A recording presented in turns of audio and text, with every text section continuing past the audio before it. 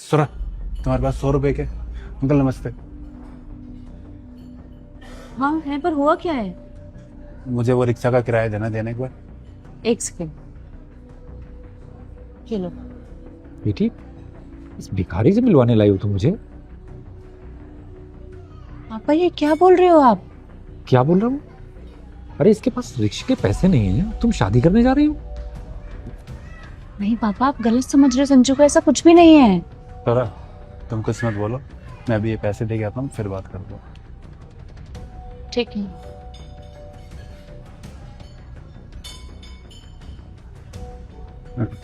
बैठ जाओ। बैठो।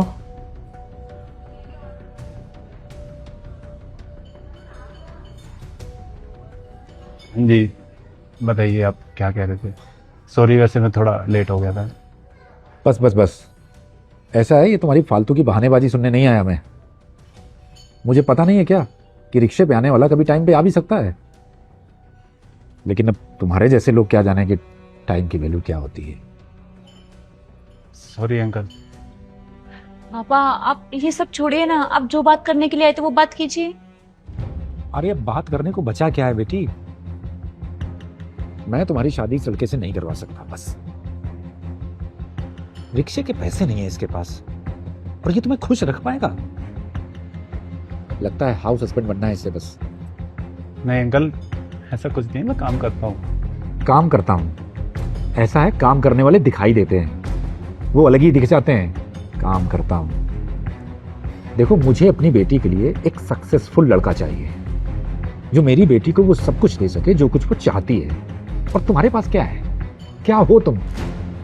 काम करता हूं। तुमने सिर्फ मेरी बेटी को अपनी मीठी मीठी चिकनी चुपड़ी बातों में फंसा रखा होगा, और देने के लिए बातों के अलावा कुछ नहीं होगा तुम्हारे पास। मैं आपकी बेटी से प्यार करता हूँ, आपकी बेटी मुझसे प्यार करती है, हम एक दूसरे से प्यार करते हैं। और रही बात पैसों की, उसकी ना सुरा को चिंता है ना मुझे। एक बात बताऊं, इसे पैसों की चिंता नहीं है तो वो इसलिए नहीं है क्योंकि इसका बाप अभी जिंदा है और वो अपने पैरों पर अच्छी तरह से खड़ी है।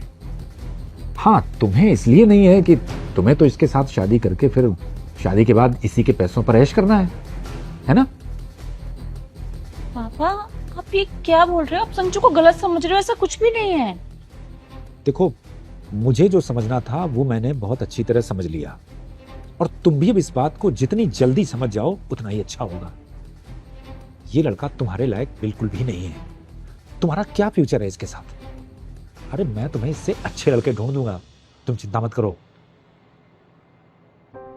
पापा आप ये क्या कह रहे हो? मैं संजू से प्यार करती हूँ और मैं शादी भी इससे ही करूंगी। इसके पास क्या है तुम्हें देने के लिए? सर, ये आपकी कार की कार ठीक हो गई है, और सर ये 1 करोड़ की पेमेंट आई है, आप बता दीजिए इसका क्या करना है। मैं बताता हूँ, तुम बाहर वेट करो। हाँ? ठीक है सर, जैसा आप बोले।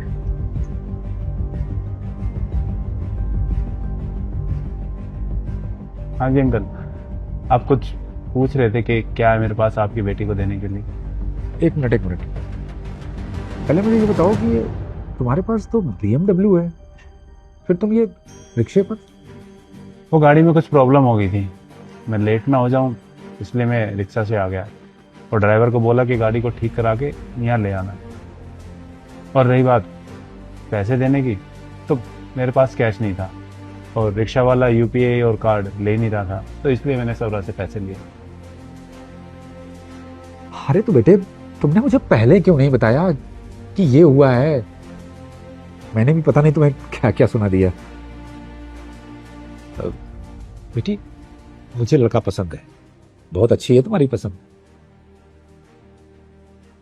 अंकल आपने बोला नहीं, आपने मुझे जज किया सिर्फ 100 रुपये किराया मांगने के उससे। ना आपने मुझसे कुछ पूछा कि क्या काम करते हो क्या नहीं। और जैसे आपको पता चला कि मेरे पास BMW है, करोड़ों रुपए का काम है, तो आपको मैं पसंद आ गया, मैं अच्छा लड़का हूं। अंकल कुछ जल्दी नहीं बदल गए आप? वो बेटे, बात क्या है कि बेटी का बाप होना सोचना पड़ता है। बेटी के फ्यूचर के बारे में बहुत कुछ सोचना पड़ता है। समझ सकता हूँ अंकल।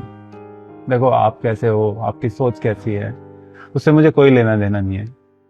मैं आपकी बेटी से प्यार करता हूँ, ये मुझसे प्यार करती है, और मुझे अपनी पूरी जिंदगी सौरा के साथ बितानी है।